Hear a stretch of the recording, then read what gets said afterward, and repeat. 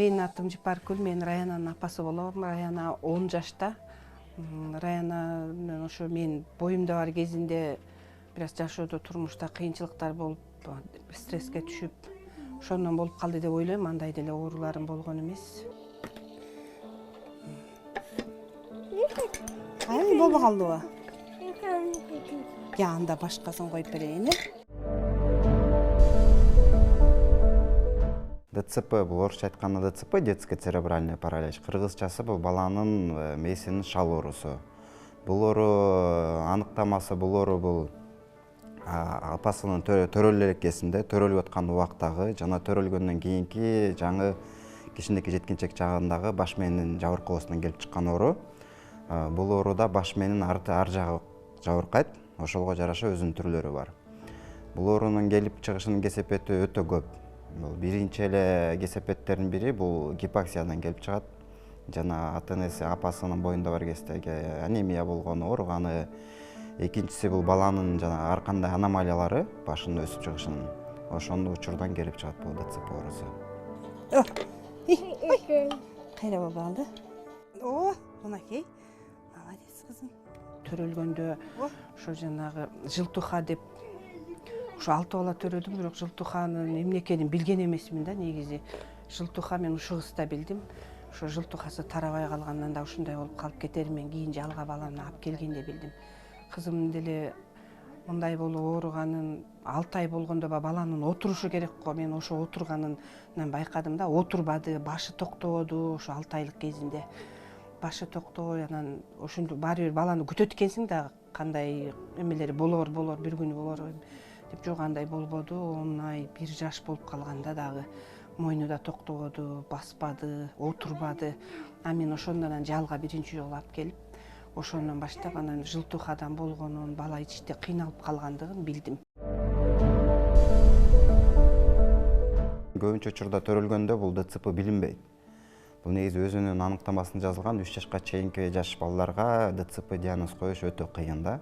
Себеби бул анатомия физиологический особенность деп коет. Ошого жараша бул ошол эле тонустар, мисалы үчүн жаңы төрөлгөн балдарда физиологический гипертонус дейт. Ошол үчүн бул ДЦПны коюш кыйын да, кыйынчылык болот көп учурда. Ошо тубаса кемтиктердин айынан ошол кыймыл аракетинин ар кандай түрлөрү чыгат бузулушунун. Бул оору мисалы үчүн апасынын боюнда бар кезинде эле кандайдыр бир баш мээнин бөлүгүндө аномалия, кемтик болот да. Ошол жердин өспөй калышы, ошол учурдан келип чыгат. Баш мээнин калыптанышы бул боюнда жаңы болгондон баштап 3 айга чейинки убакытта калыптанат башы. Ошол учурга чейин жакшылап кароо керек да. Өзүн дагы аял киши, үй бүлөсү. Негизи ошо жылтуха болгондо бизде айылда невропатологдон өтпөйбүз да, невропатолог деген жок аякта. Анан биякта болсо невропатологдон өтүп билинет экен да, ошо балада ушундай эме бар экенинчи белгини. Анан мен аны билбей эле ошого карап жанагы эмдөөлөрдү алабыз го. Ошого карап алыныш керек болчу экен. Мен эмдөө албашым керек экен да. Мен аны билбей, мен айылдан алган элем эмдөөлөрдү. Анан ошондон ачылып кетет экен да, врачтардын айтымы менен караганда. Ошо жылтуханы дарылап туруп, жакшы кылып туруп, анан кийин эмелерди сайбаса, ошондой жылтухасы бар балдарга ошо эмеси ачылып кетет экен. Бул ДЦПга даяр бала болчу экен да менин кызым. Анан ошол эмелерден кийин ачылып кетип, уже ДЦП болуп калган экен да. Негизи 6 айга чейин балам жакшынакай эле, баладагы эле болчу. Анан ошо мойну токтобой, отурбай калгандан баштап эле билинип калды да мунун ДЦП экени. Кечир кызым.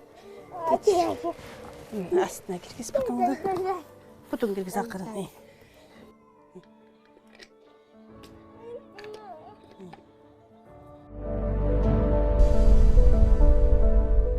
ДЦПнын бул негизги 3 түрү бар. Бул спастикалык дейт, экинчи дискинетикалык, үчүнчү атаксикалык дейт. Бул спастикалык болгондо бул баланын жанагы мышечный тонус деп коет. Мышцасы бул ашыкча тонуста болот да. Балдар көбүнчө тырышып турушат. Бул спастикалык өз учурунда 3 түргө бөлүнөт. Бул спастическая гемиплегия дейт, жана бир капталдар иштеп алганда оң же сол капталды. Экинчиси бул спастическая диплегия дейт, бул эки буту жабыркаганда. Анан үчүнчүсү бул эң оору бул спастикалык тетраплегия деп коет. Эки колу, эки бут иштебейт. Дискинетикалык дегенде бул баш мээнин ичинде өзүнчө базальный ганглия деп коет, подкорковая структура депчи. Бул ошол жердин жабыркоосу. Бул учурда бала жанагы биз өзү контролировать эте албаган, өзү башкара албаган кыймылдар көп болот. Үчүнчүсү бул атаксикалык, бул кара куш мээ жабыркаганда. Спастикалык диплегия деп өттүкпү, жана эки буту жабыркаган депчи. Бул учурда балдар кадимкидей эле басып жүрүшөт. Эми кыймыл аракетинин азайышы бар, бирок басып кадимки мектепке барып, бул эгерде бул өз убагында реабилитация кылганда да. Спастикалык гемиплегия булар балдар деле басып жүрүшөт, бирок бир капталдары начар иштейт. Бул үчүнчү түрү жана спастикалык тетраплегия деген, бул балдар эч качан баспайт. Эми ошо ДЦПнын түрлөрү бар, ооба мен көп эле жерде көрүп жүрөм. Менин кызымдыкы мындай жеңил түрүнө кирет да. Кээ бирлери баягы түшүнбөгөндөр бар, кээ бирлери мындай түптүз эле жаткандар бар, кээ бирлери тырышып жаткандар бар. Кудайга шүгүр, менин кызымда спастика бар, бирок түшүнүктөрү, мээлери нормальный, баарын түшүнөт, сүйлөшө алат адам менен. Ошо 3-класста окуп койт. Спастика деген мынагу колун кыймылдатайын десе, бирдеке алайын десе уже бияктан эме болбойт дагы, колун кыймылдата албай калат, уже мынтип алайын десе тырышып калат. Мисалы, муну кийимди кийгизгенде деле ал мынтип мындай таза балдар, обычный балдар мындай колун салат да, бул сала албайт. Салганга келгенде уже монтип тырышып, эки колу дагы, буту да тырышып калат дагы. Мага аябай күч келип калат. Колун уже мынтип кийгизип, анан мынтип тартып алганга туура келет да. Дискинетикалык деле жана айта кетпедикпи, бул кыймыл аракетти башкарбайт депчи. Бул да эки түрү бар. Ататойдун, анан дистонический. Дистонический тиби бул бала тырышып эле жатат, бул учурда такыр баспайт. Бирок бул дискинетикалык түрүнүн башка түрлөрүнүн өзгөчөлүгү бул учурда баланын акыл эси эч качан бузулбайт да. Баланын акыл эси кадимки эле балдардай болот. Бирок жана өзү башкарбаган кыймыл аракеттер көп болот. Бизде бул медицина гиперкинези деп коет. Балдар жана оосу, мурду, колу башкарбайт да, өзүнөн өзү эле кыймылдай берет. Өзүң кыл, давай. Бут мен эмес.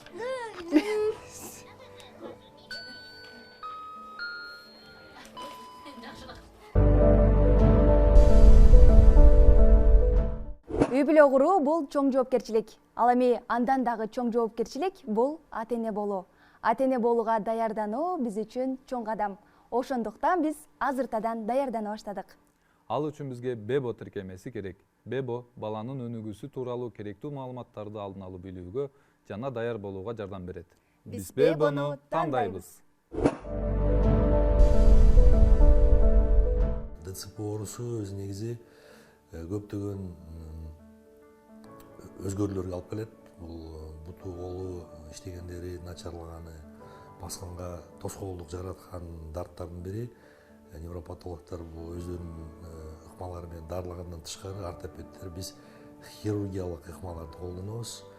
Көбүнчөсүндө тарамыш узартуу, сөөктөрүн чыгып кеткен, муундан чыгып кеткен сөөктөрдүн ордуна келтирүү, сөөктөр түздөө операциялары менен бул балдарга биз бүгүнкү күндө социалдык адаптацияга жардам бере алабыз.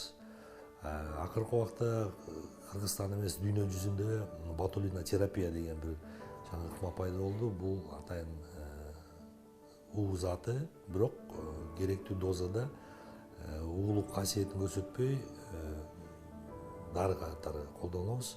Бул да тырышкан булжуңдарына, жумшарганына жардам берет.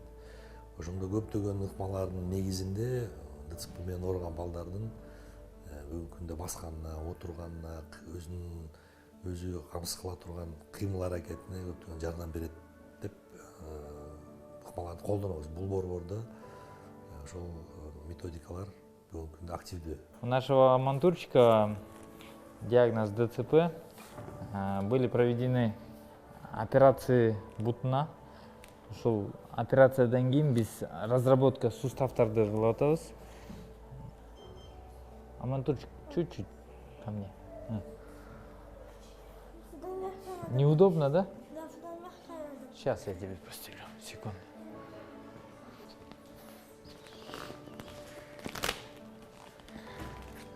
Подожди. Давай теперь. Все? Теперь удобно? Да, удобно. Включай. Включаем. Хорошо. Бул тренажер Корея өлкөдөн бизге берилген. Ошол тренажер менен полный разработка суставтардыкы 4 суставты разработка кылдырсак болот. Тизесинен, анан учуну, колдон чыканакты и кисть. Эң постоянный диагноз менен именно буттар менен келишет.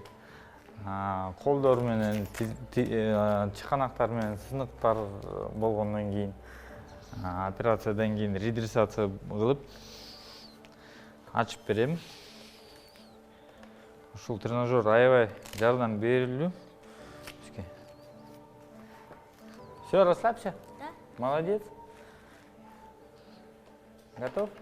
Да, готов. Давай. Это вообще не больно. Молодец. Не пойдет так. У тебя нога прям такая маленькая. Не кушаешь кашу вообще, да? Кушаю. Да, мало кушаешь. Все, тебе удобно? Да, удобно.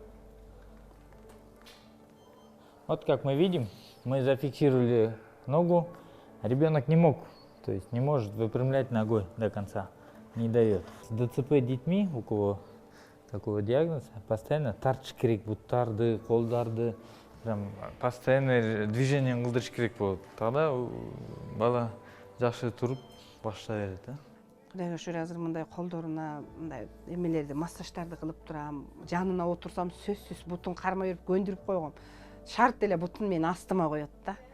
Мынтип кармалап турам, сразу эле баштарын иштетип, бышалап, анан ушу колдорунда жана спастика болгон үчүн кол бир аз эме да аракет кыла албай кетем. Бирок бир катам деп ойлойм мен тиги ушу кичинекей кезинде азыр баягы балдарың азыр эми баягы телефондо эме болуп видео сүрөттөрүң болуп калат го. Ошону карап отурсам мен кызым да кичирээк кезинде бир аз кармач окшойт да. Анан бул оорукчан деп эле мен өзүм ичирип, өзүм жидирип берип, мен мунун колун таштатып койгон окшойм да азыр ойлосом. Жакшы иштесе, улар движенияны жакшы кармап бере берет, анан туруп баштай берет. Тоже диагнозду караш керек да. ДЦП тоже разные моменттер бар да, түрлөр. Ошол түрлөр менен караш керек. Кандай баса алабы, баса албайбы, уже полностью неврологтар менен чогуу, алар диагнозду полный коюлгандан кийин биз уже аракет кылабыз. Конечно, 15 жаштан кийин уже туруп баштай берет. Негизи көп, да, процентов 80 в 15-16 лет уже начинают ходить самостоятельно, то есть с ходунками. То есть если с ребенком не занимались, фактически до 10 лет обычно тренируются родители, а потом они уже как бы морально, физически устают и перестают, уже руки отпускаются, и ребенок, конечно, он взрослеет, когда у него уже интеллект полностью сформировывается, они начинают себя сами тренировать. То есть двигаться больше, стараться ради себя. Негизи оң тарапта детский паралич деп эме да, диагнозунда ушундай коюлган да, бияк кол жагынан. Оң буту да жакшы иштебейт, сол оң колу дагы жакшы эмес. А сол колуң болсо көтөрө алат. Буту менен ушу сол бут менен пульттү базат, баарын которуп жазат. Телефонду болсо ушуну менен эметет. Даже мен билбегендерди бул интернеттен өзү табат. Жанагындай колу жок, буту жок, ДЦП немелерден баарын көрөт бул отуруп алып ушул жактан телефон. Анан мага апа карасаңбы мону деп мага көргөзөт. Кандай эмеде жүрүп аткандар, кандай лечение кылыш керек экенин байкап отурат да көрүп телефондон дагы. Саламатсызбы, менин атым Медер. Мен 25 жашымда. Мен кол күрөш менен машыгам. Бул ДЦП деген оору, бул өзү туруктуу оору да. Көбүнчө мен алыстан келген мамачкаларга, аталарга этип көрсөтүп берип атам. Жагат бул бутуна жазган. Колдору жана тырышкан үчүн колун жазаткысы келбейт да. Пациенттер көп кайрыла башташты. Эрте проблемаларын тактап алса, кийин чечкенге жеңил болот. Урматтуу ата-энелер, балаңыздын дени сак, ийгиликтүү өсүп өнүгүүсү тууралуу пайдалуу, далилденген маалыматтар Бебо тиркемесинде. Дени сак бала, дени сак жашоо.